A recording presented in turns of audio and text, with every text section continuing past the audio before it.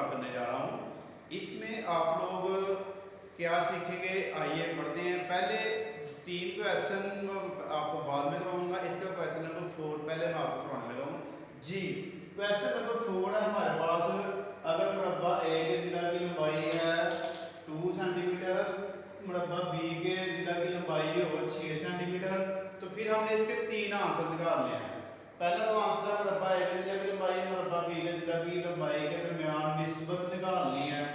तो वो कैसे हम निकालेंगे, एक साइड में मुरब्बा ए के जिला की लंबाई लिखेंगे, दूसरी साइड में मुरब्बा बी के जिला की लंबाई, दोनों की निस्बत निकाल लेंगे, इसकी कटिंग कर लेंगे जी। 2 निस्बत 6 या 2:6, तो आप इसको काट दें 2 1 2 और 2 3 6, तो इसका आंसर आ गया हमारे पास 1 और 3। उसके बाद मुरब्बा बी का अहाता, मुरब्बा ए का अहाता। अब हमने इसका पहले अहाता फाइंड करना है, उसके बाद इसकी जो है ना निस्बत मालूम करनी है। तो अहाता भी ये देखिए, अहाता जो होता है ना, ये फर्ज करें हमारे पास मुरब्बा है, इसकी आप इस पॉइंट शुरू हो गए, चलते चलते चलते आपने दोबारा घूम के इस पॉइंट पे फिर आ गए हैं, तो हम इसको कहते हैं अहाता।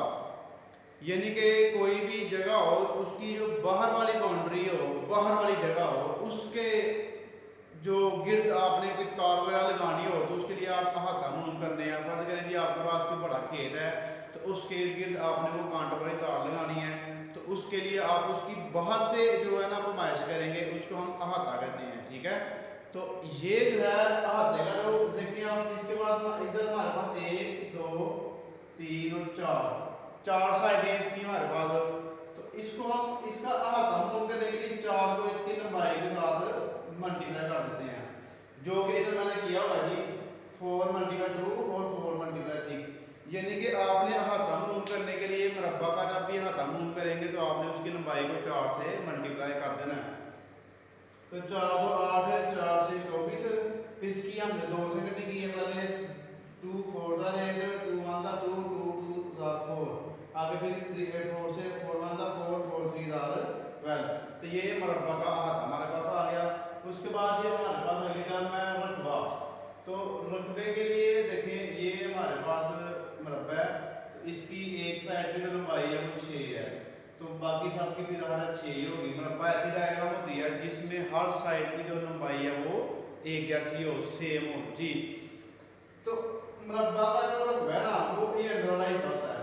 अगर आपके पास स्क्वायर शेप में कोई भी कमरा स्क्वायर शेप में हो, तो आपने उसके अंदर क्लीन डालना हो, तो उसके लिए आप रकबा मालूम करेंगे। तो रकबा मालूम करने के लिए आप क्या करते हैं, उसका फार्मूला आपके पास लेंथ मल्टीप्लाई लेंथ, इसको 2 दफा इसकी लेंथ को आप मल्टीप्लाई कर देंगे, तो हमारे पास उसका क्या देगा, रकबा देगा। यानी कि आप एक साइड की लेंथ और दूसरी साइड की लेंथ दोनों को मल्टीप्लाई कर देंगे, तो आपके पास वो क्या देगा, रकबा देगा। तो वो देखें आप ए है ना, तो ए की जो हमारे पास लंबाई है वो 2 सेंटीमीटर है, तो 2 2 हो गई।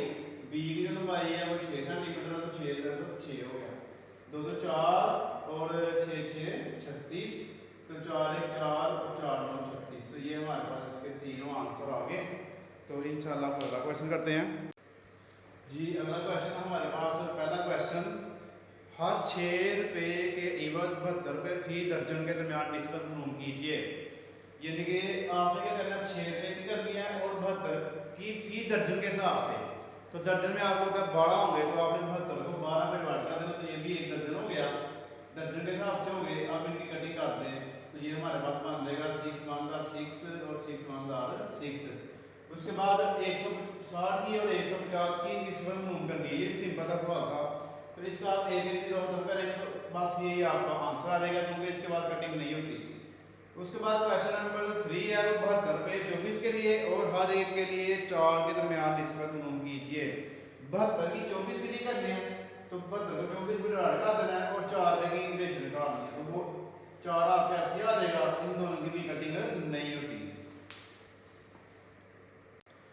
तो बच्चों अब आपका क्वेश्चन नंबर 9 है ना, ये होमवर्क है। क्वेश्चन नंबर 9 सेम ऐसे ही है, उसमें आपने 2 चीजें फाइंड करनी है, एक ये और एक ये इसकी जो ना रकबा इसका फाइंड करना, रकबा मैंने रेज कर दिया, 2 चीजें